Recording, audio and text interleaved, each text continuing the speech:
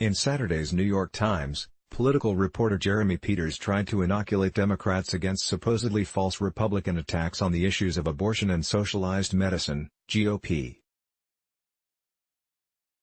Hones blunt, misleading attacks on the Democrats.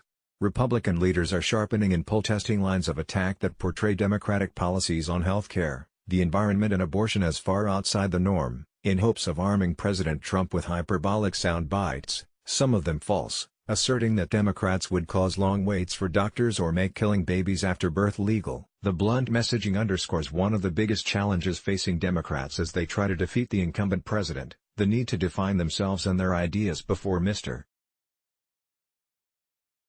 Trump and his conservative allies do it for them. Far-reaching is certainly one way of describing the proposal, so extreme that it didn't garner a single vote, Democrat or Republican, when it was put up to vote in the Senate in March 2019, more of a wish list for the left than a serious environmental proposal. It didn't even mention nuclear energy,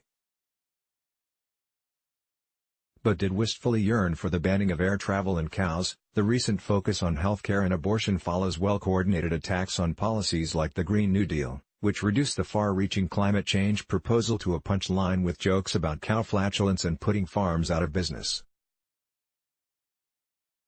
The Democrats' perennial problem? They're just too nuanced. In a fight with Mr. Trump, they say, nuance is not usually the Democrats' best weapon. Some standard labeling slant appeared. The Times can't just simply say left-wing, but must modify the potentially harmful label by saying left of center. Meanwhile, conservatives are conservative and the right is simply the right. What our side has to understand is that to fight Trump it's a battle for definition, said Celinda Lake, a top Democratic pollster who has been working with left-of-center groups on a strategy to counter the messaging campaign from the right. Peters gamely defended the extreme Green New Deal, from new liberal heroine Alexandria Ocasio-Cortez. It is not clear whether any of the Republican messaging is having an impact on voters outside of the president's so far unmovable base, but Ms. Lake said that as she surveyed likely 2020 swing voters, she was surprised to hear people in focus groups repeat false assertions made by the president and his allies, that Democrats would end air travel in the United States and shut down dairy farms and beef production because of greenhouse gas emissions from cows. It's amazing the number of people who would volunteer that, she said. The actual language in the proposal calls for cleaner transportation and agriculture as much as is technologically feasible. The misperception about cows and airplanes originated with the now retracted fact sheet published by Representative Alexandria Ocasio-Cortez's office that contained an ironic aside about getting rid of farting cows and airplanes. That fact sheet, characterized previously by the paper as an early draft, was backed by several Democratic candidates, also included phrases like a call for economic security for all who are unable or unwilling to work.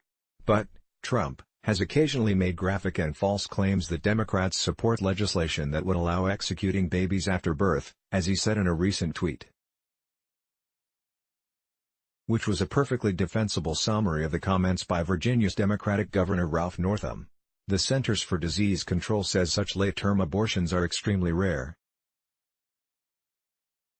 Only about 1.3% of abortions in the United States in 2015 were performed in or after the 21st week of pregnancy, the agency reported, but that's extremely rare only in context of the vast number of total abortions.